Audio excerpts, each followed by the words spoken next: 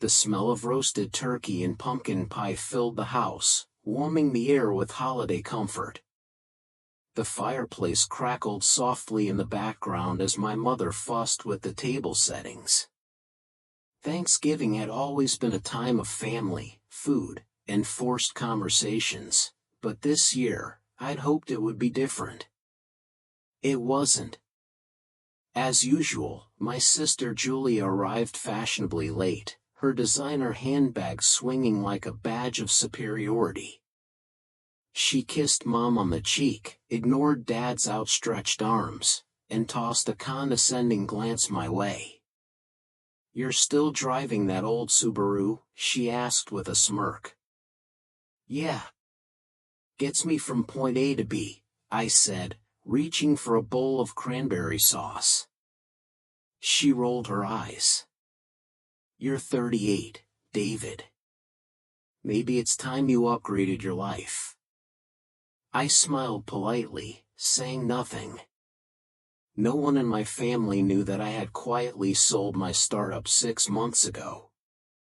The app I'd built in my cramped one-bedroom apartment had caught the attention of a private equity firm, and the deal had closed at $18 million, leaving me with $12 million after taxes and advisors. I hadn't told anyone. Not because I was trying to hide it, but because I knew exactly how my family operated. They equated success with extravagance. Money was power, and power was control. And I had no interest in handing over either. After dinner, the chaos began, wine glasses clinking, old grudges simmering just beneath the surface. Julia, emboldened by her third glass of Chardonnay, started asking questions about what I'd been doing with my life. "You still working at that? What was it? Coding thing?" I shrugged. "I sold it." "What?" Her brow lifted. "You sold it? Like, the whole company?"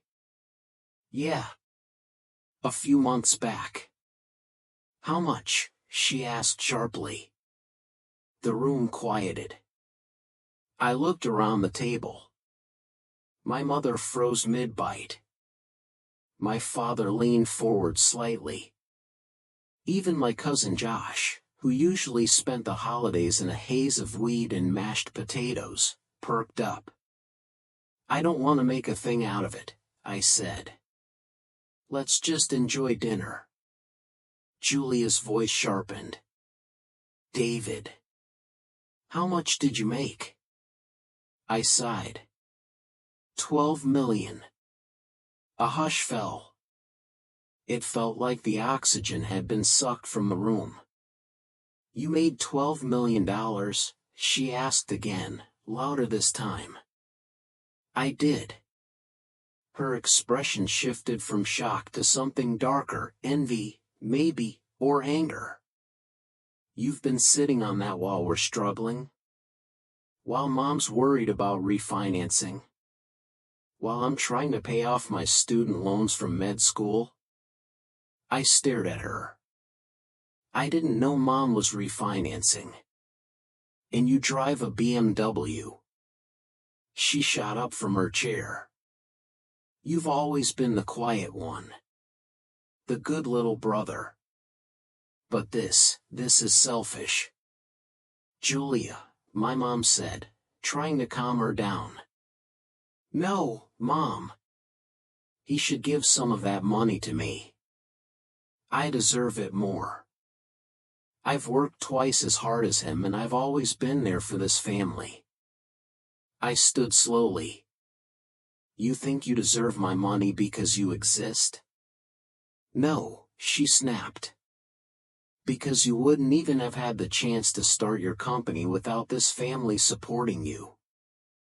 I babysat you when you were sick, I drove you to college interviews.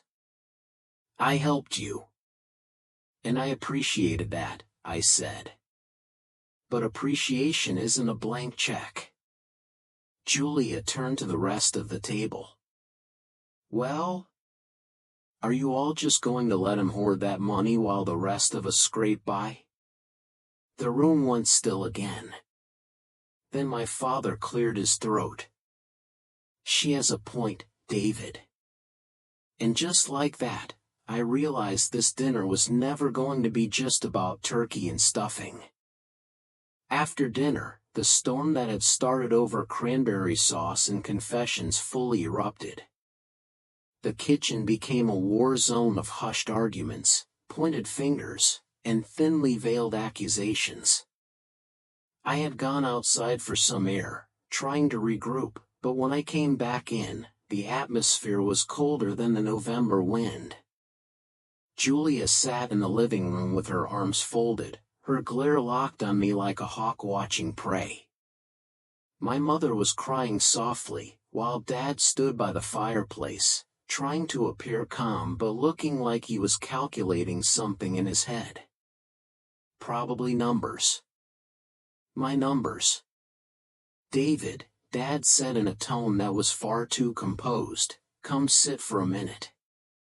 We want to talk. I remained standing. You have more money than any of us will ever see, he said. That's incredible. But this family has needs. We've always pulled together during tough times, and this is no different. Julia chimed in, voice sharp.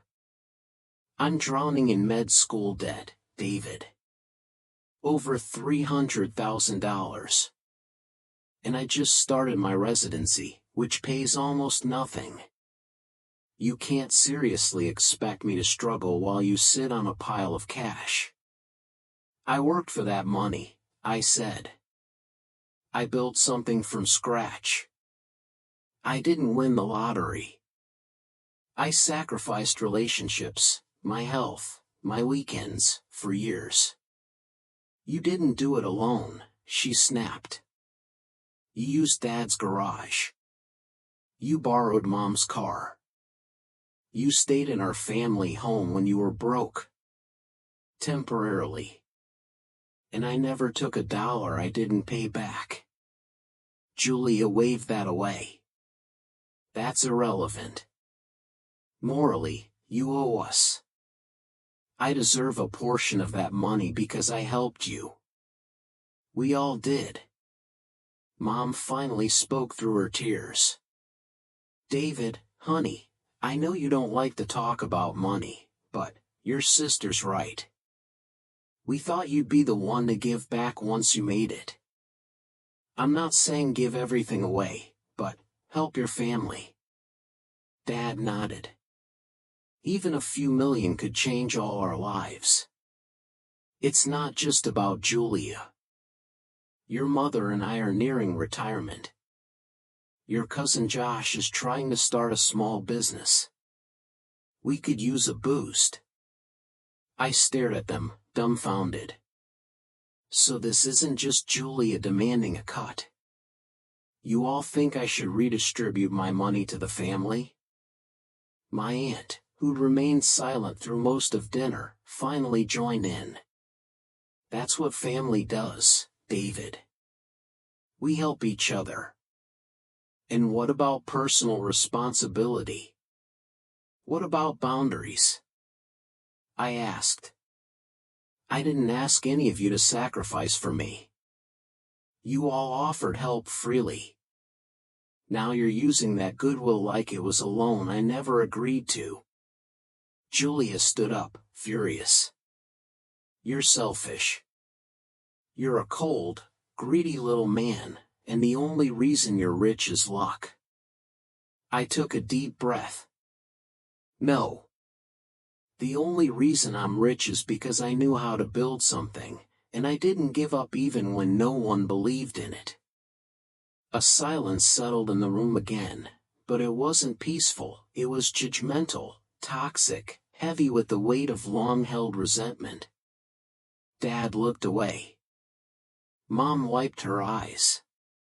Julia scoffed and stormed upstairs like a teenager. And I stood alone, once again the outsider in my own family. The next morning, I woke up on the pull-out couch in the den to the sound of muffled voices upstairs. My neck ached, my back throbbed, and I felt the mental weight of what should have just been a relaxing holiday. Instead, it was turning into a full-scale family rebellion. I got dressed and headed to the kitchen. Julia was already there, standing at the counter with a mug of coffee, eyes puffy from what I assumed was either lack of sleep or tears, though knowing Julia, probably anger. Mom stood at the stove, cooking pancakes like nothing was wrong. But her silence screamed volumes. "Morning," I said, cautiously. Julia didn't answer. She just handed me a folded piece of paper. "What's this?" "Just read it." I opened it and scanned the neatly typed bullet points. It looked like a formal contract. A proposed family redistribution agreement. My jaw dropped. "You've got to be kidding me." "It's fair," she said, arms crossed. "I spent all night working on that. You'll give me $4 million, that's a third of your after-tax earnings, and set up a small trust for Mom and Dad. That still leaves you with more than enough." "This is insane." "No," she said, her voice rising. "What's insane is you expecting to hoard millions of dollars while pretending like we're all equals. You lost the right to that illusion the second you decided to keep your windfall a secret." I laughed bitterly. "You really think I owe you a third of everything I have because we share DNA? You owe me because I sacrificed for you," she snapped. "All those times I drove you, covered for you, supported you emotionally. You have no idea how much I put aside for you." I put the paper down and met her eyes. "I never asked for any of that." "But you took it," she hissed. "And now it's payback time." That was when Mom finally turned around. "David, honey, please. We're not trying to attack you. But Julia's right. You should consider this. For the good of the family." I stared at them both, something inside me cracking. This isn't love. This is extortion. I've been nothing but generous to this family my whole life. When Dad's roof needed fixing, who paid for it? When Josh got arrested and needed a lawyer, who wired the money quietly so no one had to know? Julia blinked. "Wait, that was you?" "Yes. Me." And I never said a word because I didn't want to use money as leverage. But now I see that silence was a mistake. A long silence stretched between us. Finally, Mom spoke. "If you don't want to help, just say so. But you should know, this will change how we see you.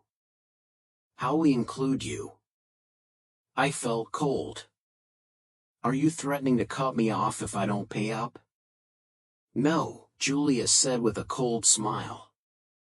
"We're just letting you know that if you can't be part of this family, then maybe you shouldn't expect to be treated like family anymore." The ultimatum hit like a slap to the face. That night, I booked a flight back to New York. I didn't say goodbye. I didn't owe them that. On the Uber ride to the airport, I stared out the window, trying to process what had just happened. $12 million. It wasn't supposed to break my family. But it had revealed something deeper, a truth I had suspected, but never wanted to face. My family loved the idea of me, but only so long as I was useful. New York welcomed me with frigid wind and gray skies.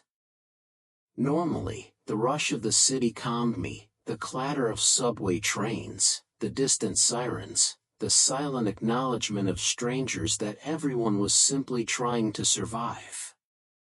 But not this time. This time, I returned not just as a man with wealth, but as a man estranged from his family. The first week back, I buried myself in projects. I met with lawyers to shore up my finances, created a donor-advised fund for causes I actually cared about, and updated my estate plan. These were things I should have done earlier, but Thanksgiving had reminded me how dangerous transparency could be even among those closest to you. Or perhaps especially among them.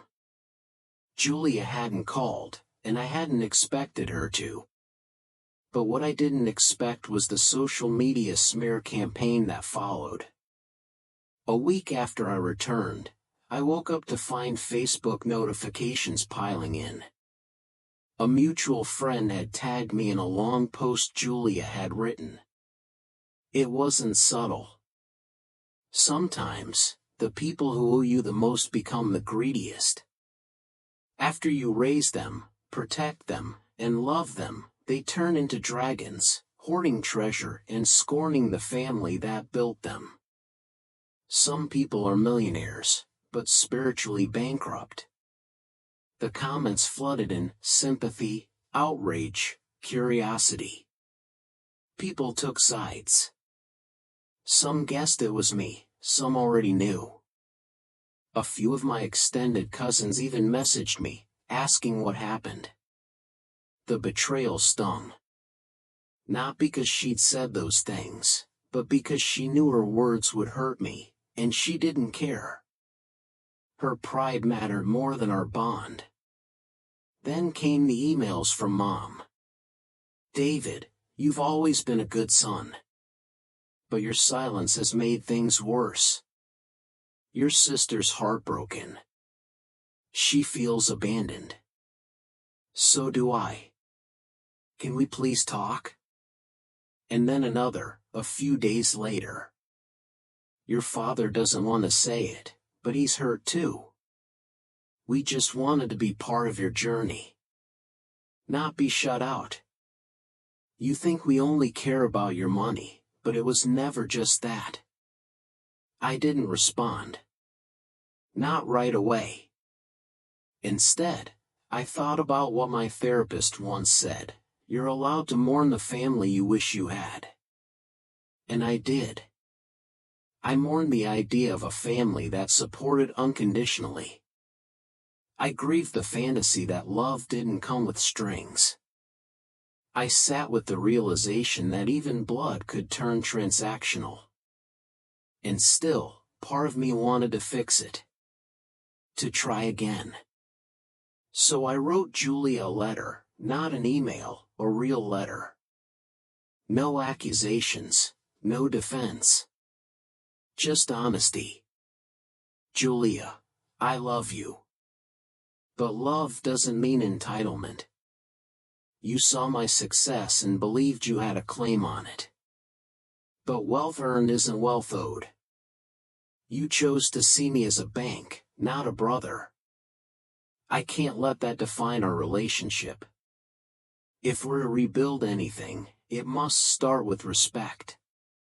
Not demands. Until then, I wish you peace. I hope one day, you understand what it means to love without conditions. I never heard back. Weeks passed. The holidays came and went. I spent Christmas volunteering at a shelter in Queens, where no one knew who I was or how much I had. I handed out meals, swept floors, and listened to stories that reminded me of gratitude. And I realized something. I didn't miss the money I gave away to strangers. But I did miss the version of my sister who used to protect me when I was afraid of the dark.